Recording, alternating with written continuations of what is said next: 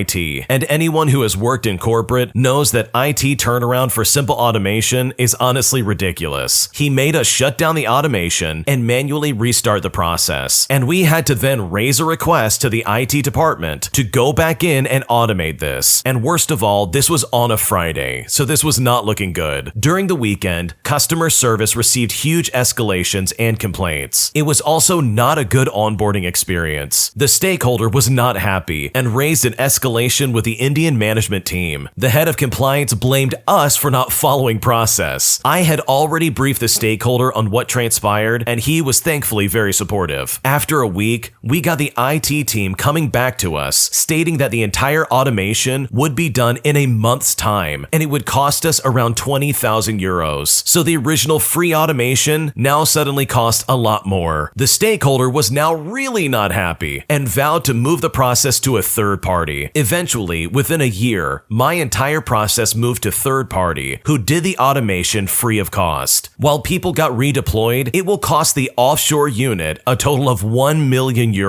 which was the cost of my team every year. Yes, you heard that correctly, €1 million. I choose to join the third party where the process moved, and while leaving, dropped an email on how the impulsiveness of the compliance head cost us our reputation and loss of the business. And as a result, this compliance head ended up getting fired after 8 months. This is really funny, to be completely honest, because this is a situation where a team came together and got something done that probably would have taken a lot longer to get done in the first place. And the proof is in the pudding. The IT department literally came back and was like, "Oh, we can do what you guys did, but it's gonna take a month." Like, no, we already had this figured out. Why do we have to take it down? And that compliance head, or whatever that guy is a complete moron. Why would you have them take this down on a Friday, right before the weekend where probably there won't be many people there to help when it all goes wrong? I mean, talk about a tactical error. This is a classic case of if it's not broken, don't fix it, because otherwise you're probably only gonna make things worse. My boyfriend crashed my car, and now I'm not sure if his actions warrant me breaking up with him or not, or if there's some kind of middle ground. And at this point, I simply don't know what to do. So first, for a bit of context, we've been together for almost a year and a half. He has done some things in the past which broke us up for a while, but he's changed a lot since we got back together, and he's honestly made me really happy, and I know he's a good guy at heart. Unfortunately, a couple months ago when it snowed, my boyfriend wanted to go out driving with some buddies, but his car wasn't working, and he wanted to use mine, which is a 1990 Miata. I said no at first, but I caved since he's relatively a good driver. He ended up losing traction and crashed into a parked truck before fleeing the scene. He did decide to go back the next day because the owners posted on our town's Facebook page with the description of my car, saying they had it all on camera. Thankfully, my boyfriend was without injury, but I couldn't say the same about my car. The frame is damaged beyond repair. Before anything, I told him we could settle it outside insurance, which he was on board with. He already has a very bad and expensive record with them, including a court date to lose his license. Unfortunately, but also not a huge deal at that point, when I did speak to insurance, since they called me after the claim for the truck was made, I found out my minimal coverage did not include collision. collision. So I was now depending on this man to make things right. I bought this car for a smacking deal of $4,500 and put over $2,000 into it. I haven't even had this baby for a full year yet, so it's definitely a big financial and emotional loss for me. Here's the part where I'm not sure what's fair or what to say or how to go about doing all of this. After having the car examined and going over my options and trying to find a solution with my boyfriend, he is saying the best he can do is give me $1,500, along with helping me look and negotiate for a new car. I could also sell my broken car for about $1,000, so all in all, I'll be getting about $2.5K back. But I'm kind of at a loss here. I feel like I'm losing so much, but at the same time, my boyfriend doesn't have the money, and I understand the financial struggle. I have a bit of a savings, and I think he feels less entitled to help since I have more money than him. He also has been making this point that it's only fair because I didn't have coverage, along with pointing out any other cosmetic problems it had before crashing that may have contributed to the car breaking as bad as it did. But I still feel like I'm getting the short end of the stick here, which I'm not sure is even fair to say, since it's true I didn't have proper insurance in the first place, and I'm the one who let him drive, so to an extent I am partially at fault. The person I'm staying with right now is saying if he can't buy me a new car or some value or pay out the value before the crash, then I should break up with him. But now I'm confused on what's really fair or not. I feel it's equally my fault for letting him drive and not having proper coverage, but even then, is $1,500 for compensation even fair to begin with? What should I do? First off, I think the original poster needs to reflect on what they just let happen. They let their boyfriend, who's on the verge of losing their license in the first place, drive a car that clearly does not have any coverage. Not only that, but it sounds like he has a sketchy past in general. I mean, this guy literally abandoned your car after wrecking it into another truck. Like, he quite literally participated in a hit and run. Like, is that not a big red flag for you? Like, seriously, this guy does not sound like a good person in the slightest. But also, you really did not make a wise decision in letting him take your car literally anywhere. And also, it doesn't matter how much money you have in your bank account. In my opinion, he was the one that wrecked the car, so he is 100% responsible. At least that's my opinion. And the $1,500 for compensation is just not enough. So I think overall you have some serious decisions to make, because the person that you're currently dating really does not sound like they're very responsible, or in any way, shape, or form sounds like a functioning member of society. When you subscribe, make sure to hit the bell to turn on notifications. To finish listening to all the stories, check out the playlist at the top of the description. And if you like Am I the Jerk, make sure to subscribe to Am I the Genius. Everything will be linked down below in the description.